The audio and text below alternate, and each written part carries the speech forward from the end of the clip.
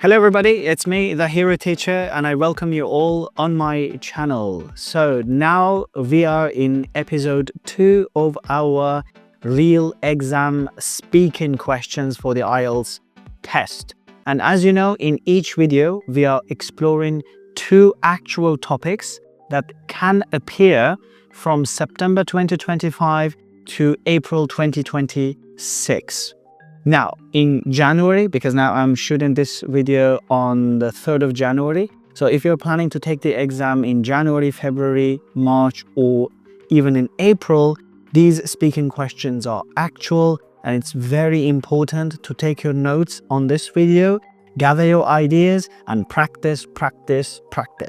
Well, let's get started. Our first topic is shoes. And when you talk about your shoes, I always tell this to my students, never ever exaggerate your answer. And it's the same in this topic.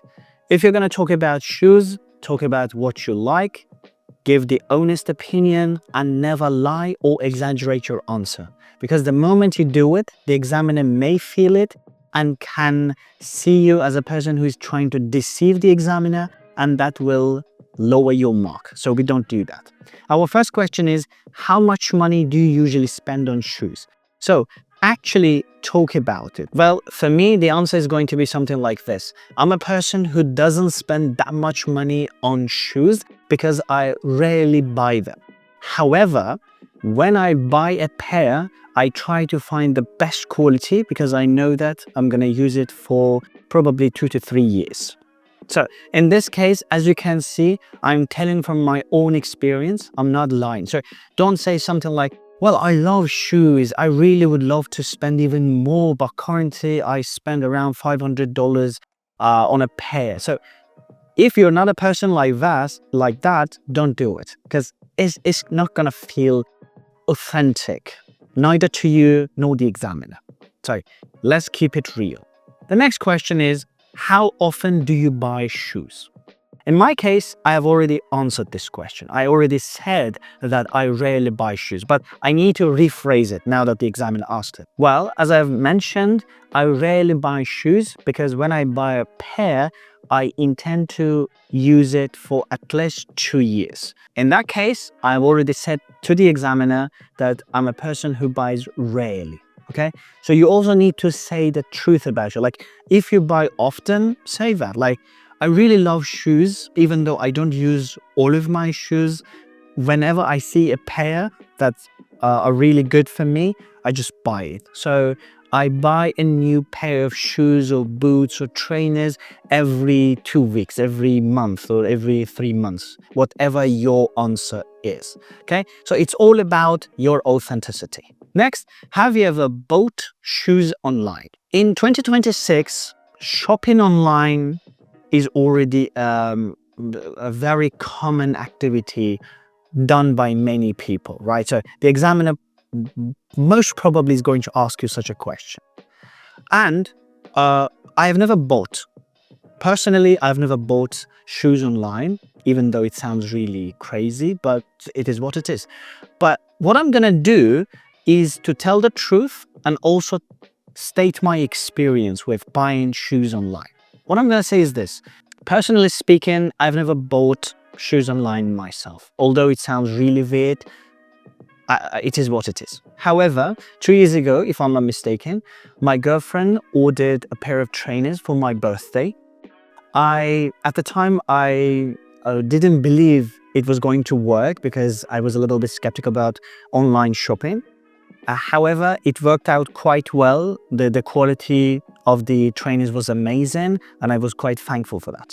So what I said in my answer is that I didn't do it myself, but somebody else did it for me, and I loved it. Okay? Again, I gave an honest answer. If you lied, like if I try to lie and say, well, yeah, I've bought many pairs of shoes online. I bought one from Amazon. I bought one from eBay. So you're going to repeat your sentences because you have to think of a new idea to say. This is something that is going to take it down. Don't do that. Next question. Do you like to wear shoes that are comfortable? Not shoes like shoes, sorry. Do you like to wear shoes that are comfortable or good looking? Again, what do you prefer? First, ask you this question. Do you prefer comfort or do you prefer beauty? In my case, it's comfort all the time. Like, I don't care about beauty that much.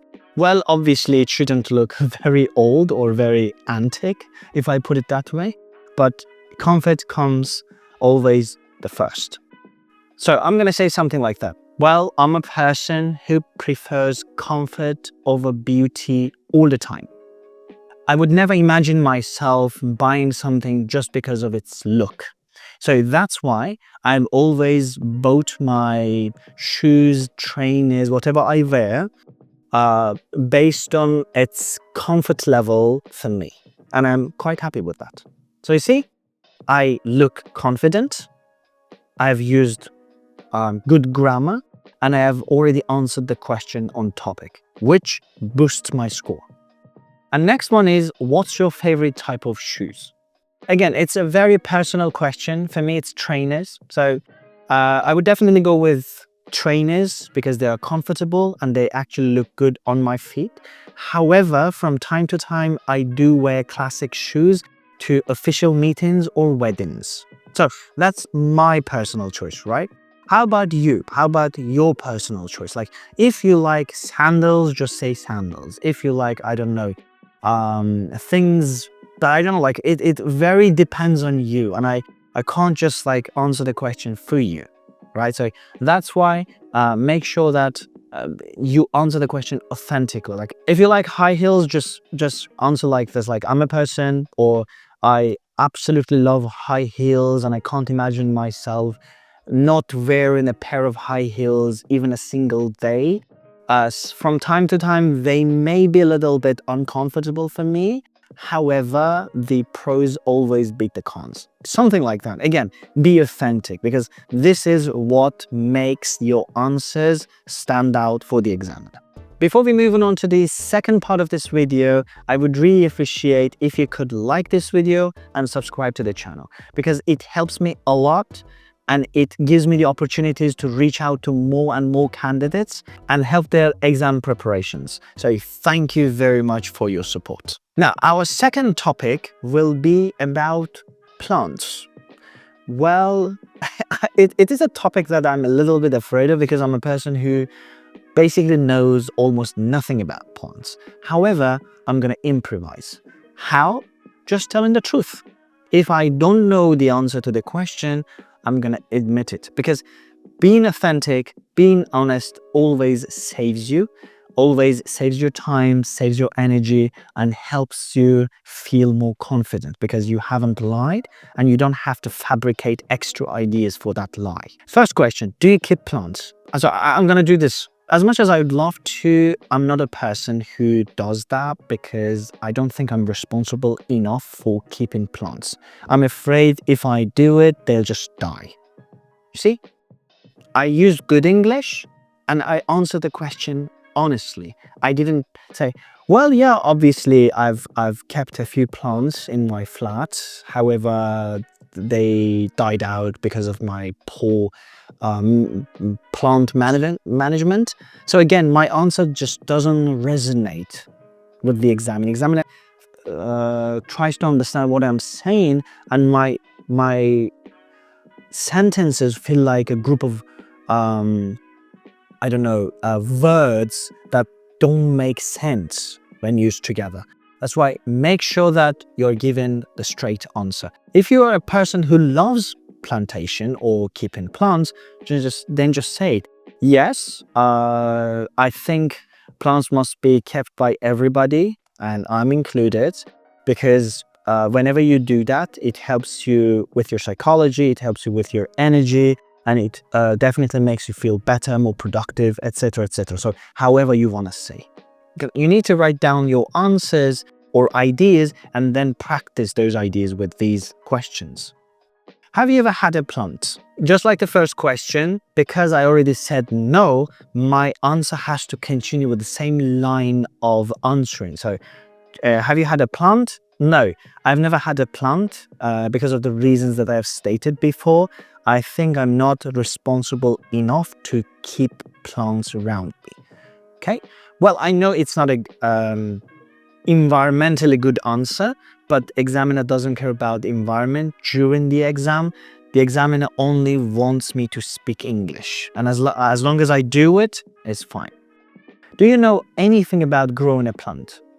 Look, what I told you at the beginning of this topic.